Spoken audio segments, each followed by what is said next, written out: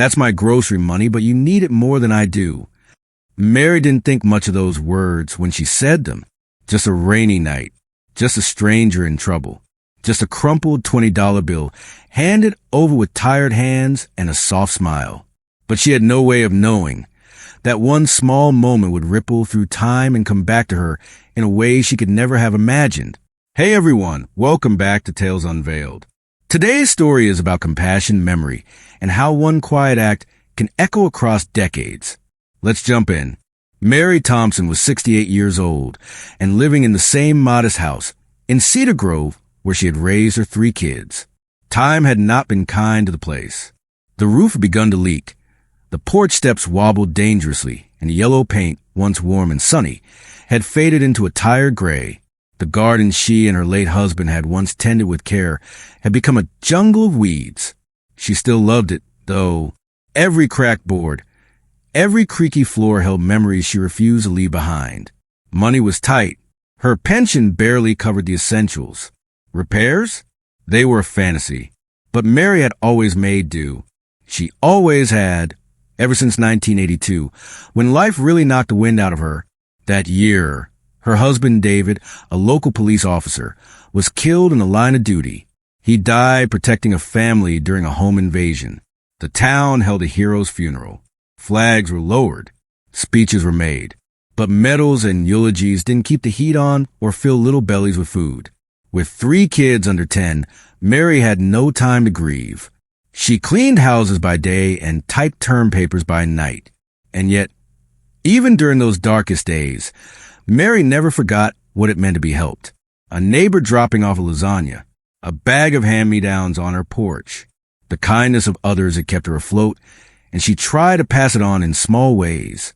There was always a coffee can by her front door, labeled in faded black marker. Take what you need. Kids who forgot lunch money or neighbors who ran out of gas knew where to go. Betty from the corner store used to say, Mary'd give you her last dollar and a hug to go with it. And she had. Once. On a night that had stayed tucked in the corner of her mind like an old photograph. It was pouring that evening, one of those bone-soaking rains that makes everything feel heavier. Mary had driven her beat-up Chevy to Earl's gas station, clutching her grocery money. A single $20 bill. That was going to be it for the week. No extras. No luxuries. Just enough to make a few meals stretch for 3 hungry kids. While she stood inside, counting out the bills in her purse, the door swung open. In stumbled a young man, soaked through. His military-issue jacket clung to him like a second skin, and his boots squished water with every step.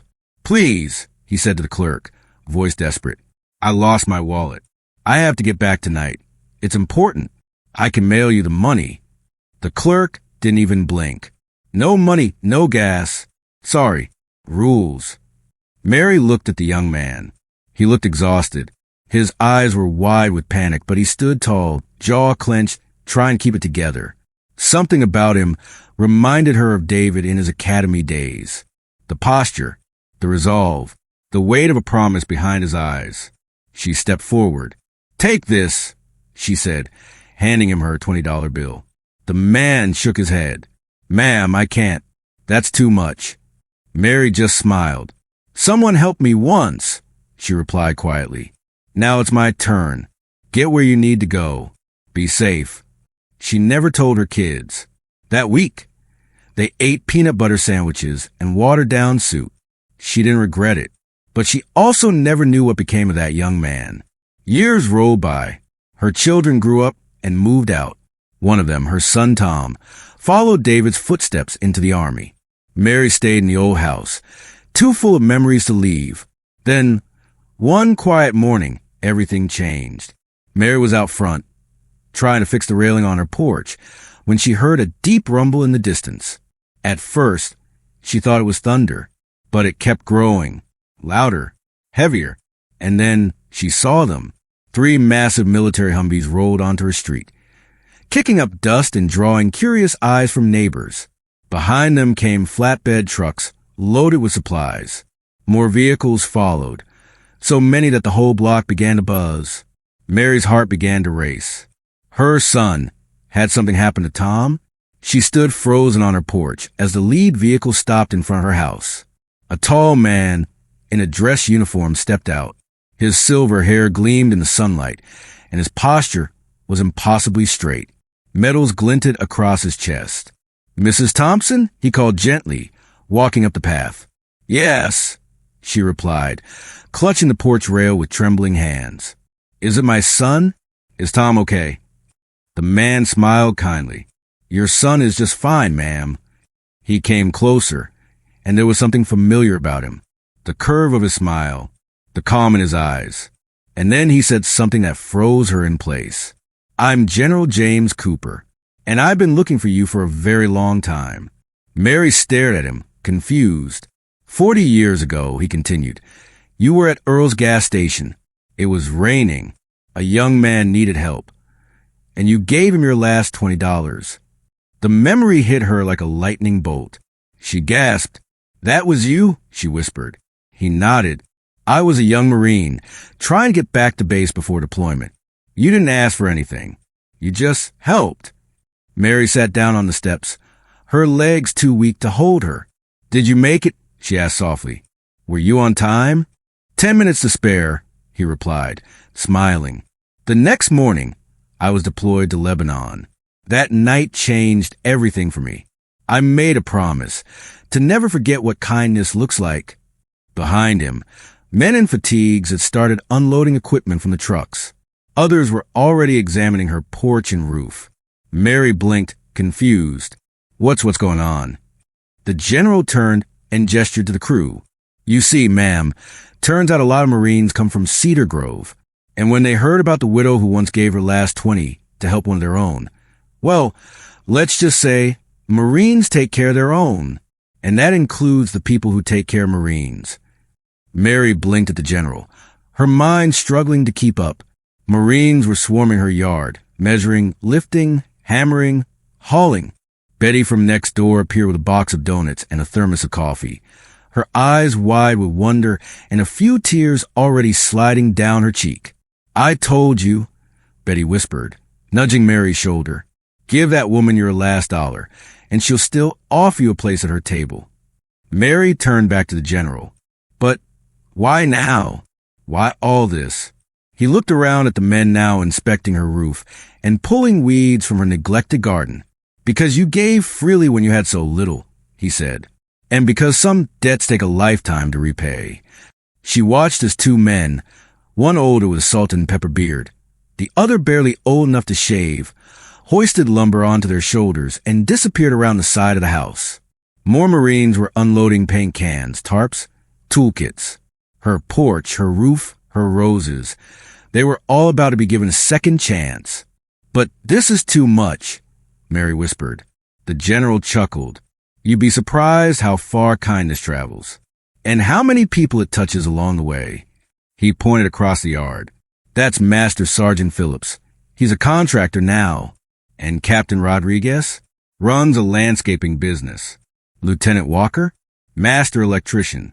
We got 50 Marines here today, some active duty, some retired, all volunteers." Mary stared at them, overwhelmed. "But I don't even know them." "No," he said softly, "but they know you. That first day, they focused on making the place safe. The porch steps were torn out and rebuilt, strong and steady. The roof was patched where it leaked, and the foundation was inspected for rot. By sundown, Mary's house, her tired, sagging house, already looked less like a relic and more like a promise. That night, she stayed with Betty next door, sipping hot tea by the window and watching the lights glow through her own front curtains. "I don't understand," Mary said softly. Betty smiled over her mug. "You helped people when it wasn't easy. That's the kind of thing folks remember." The next morning, trucks returned, and so did the Marines. They worked in shifts, some taking time off work, others arriving after their regular hours. Henderson's Hardware donated supplies. Johnson's Diner sent sandwiches and coffee in waves. Even the mayor showed up with expedited permits and a handshake. It wasn't just a renovation. It was a movement. Day by day, the old yellow paint was scraped away.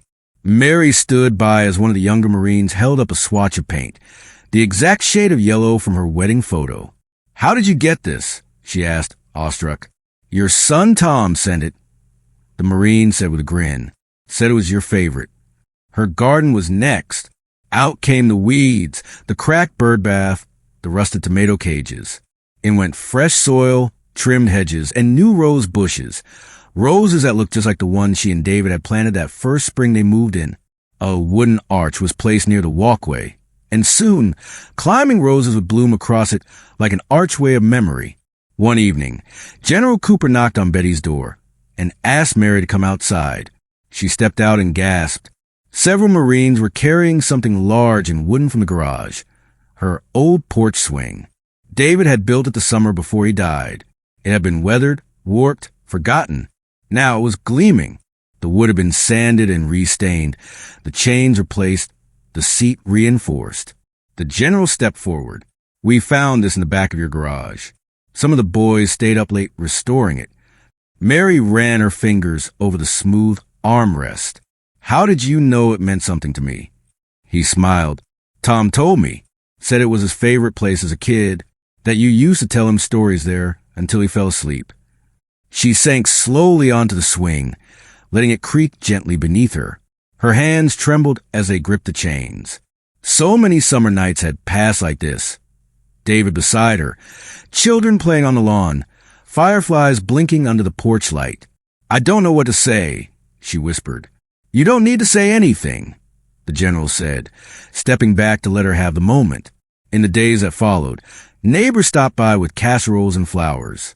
The woman Mary once gave grocery money to left a note on her windowsill.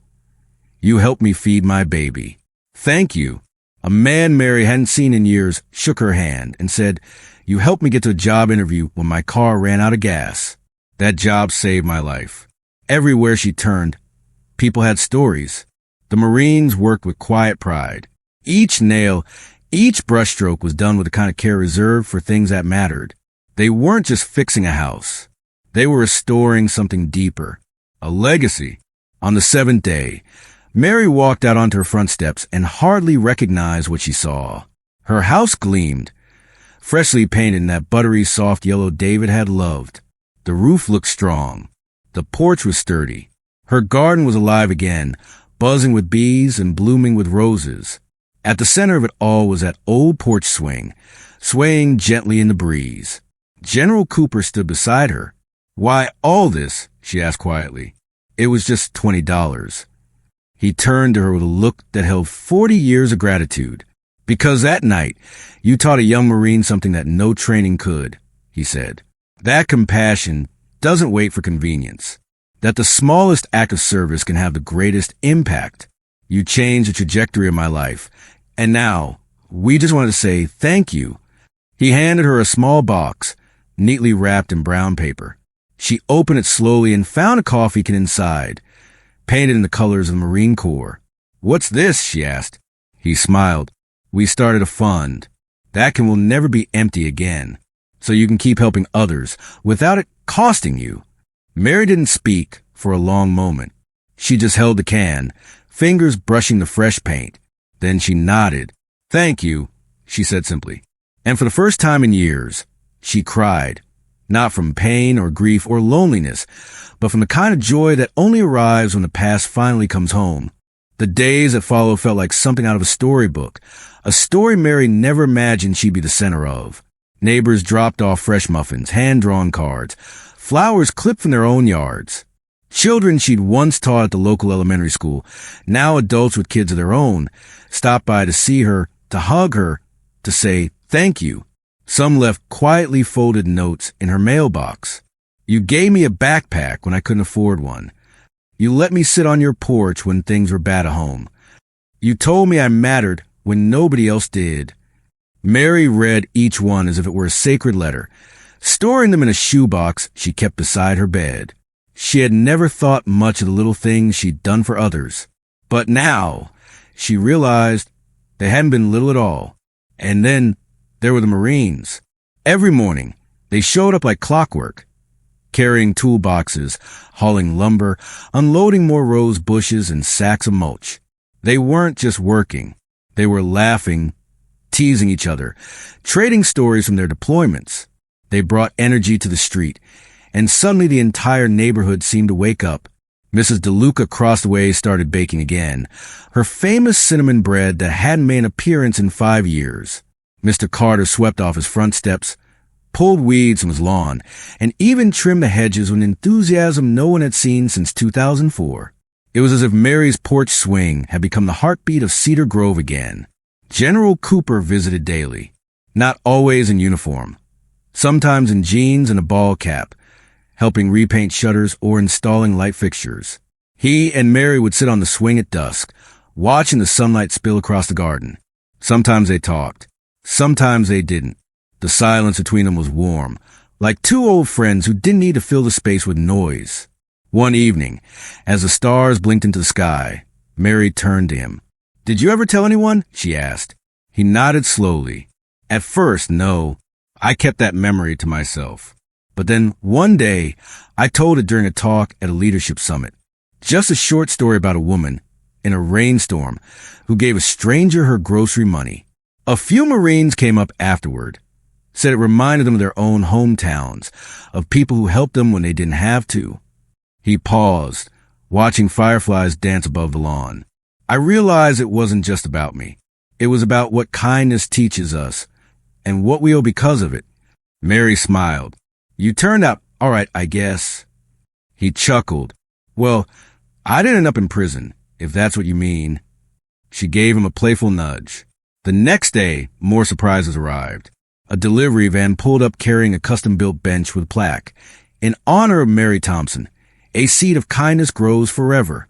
The town's historical society had caught wind of the story and decided to dedicate the bench in her name. It would be placed in the town square, right beneath the cherry tree, where she used to take her kids for story time every summer. Later that afternoon, Tom called. "Mom," he said, voice thick with emotion.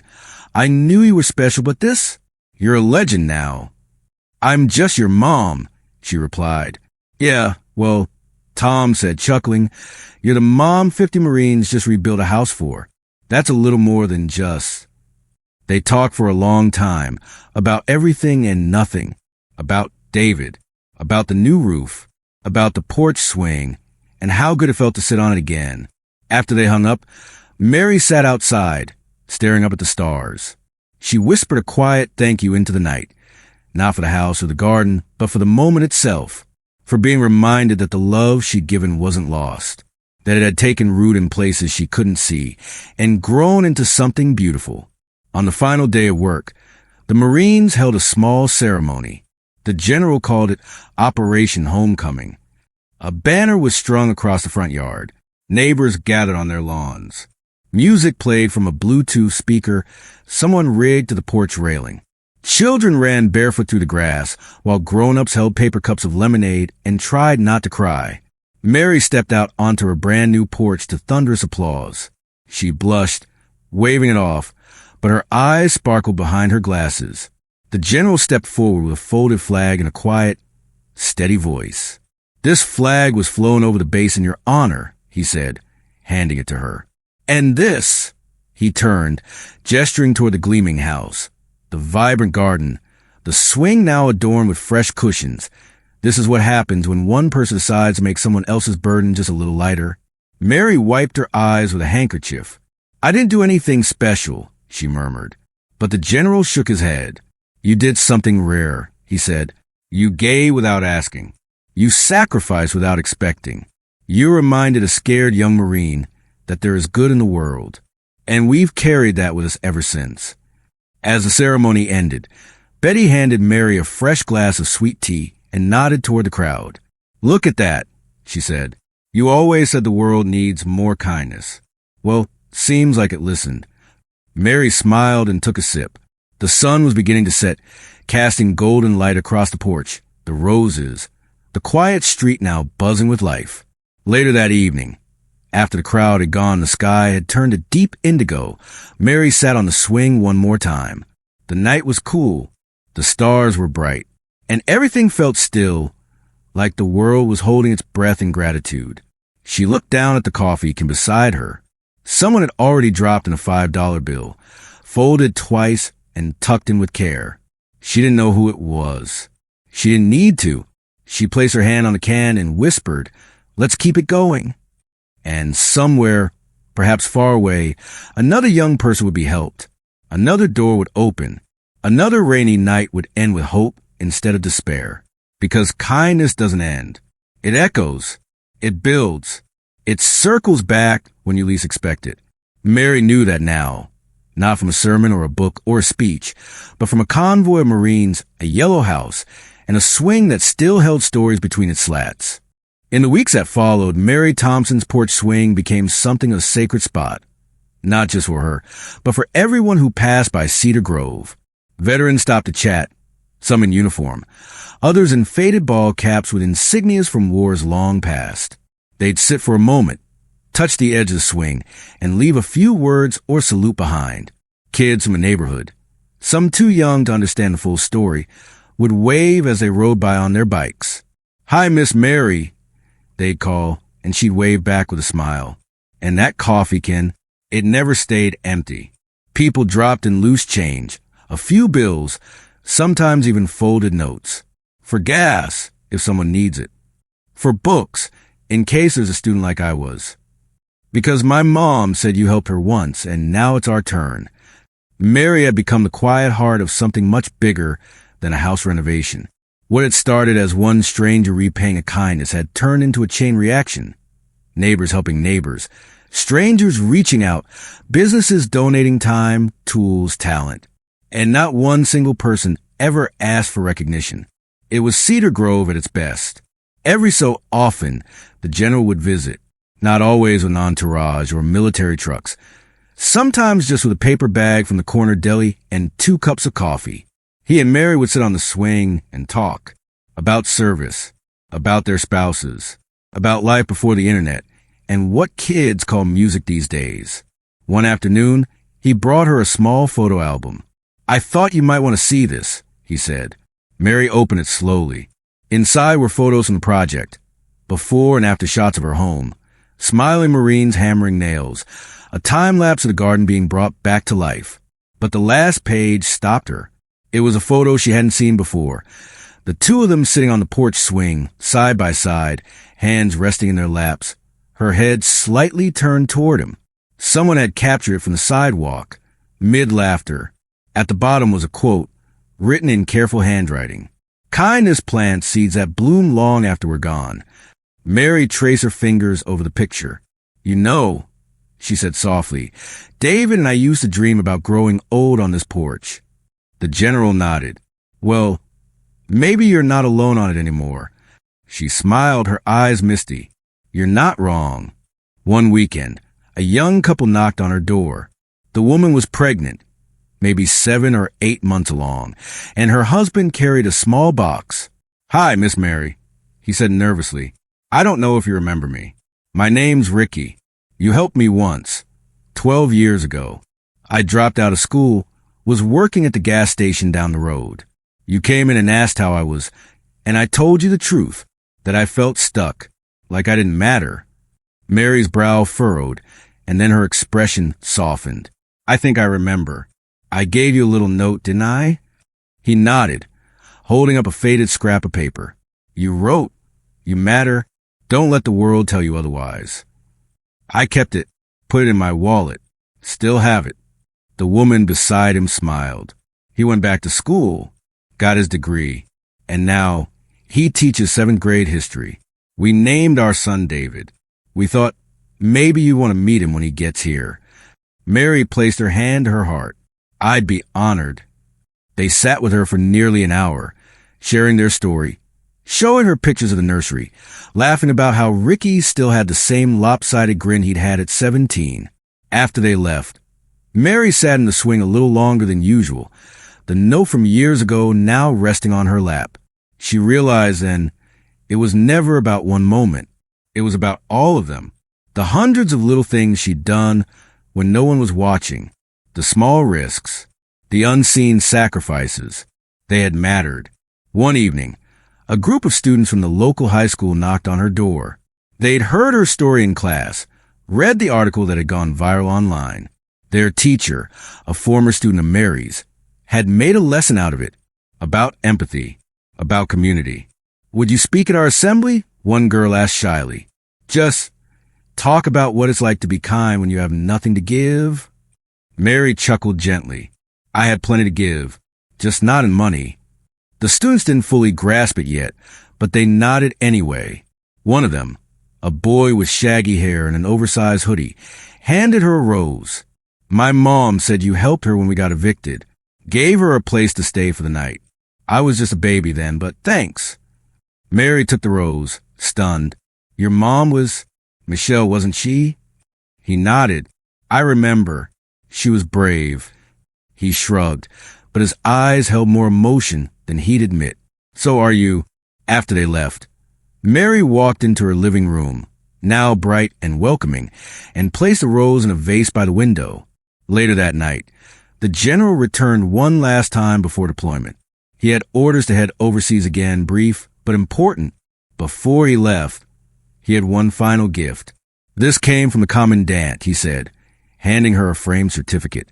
Mary opened it and read, "For extraordinary civilian compassion and lasting impact on the lives of U.S. Marines and their families.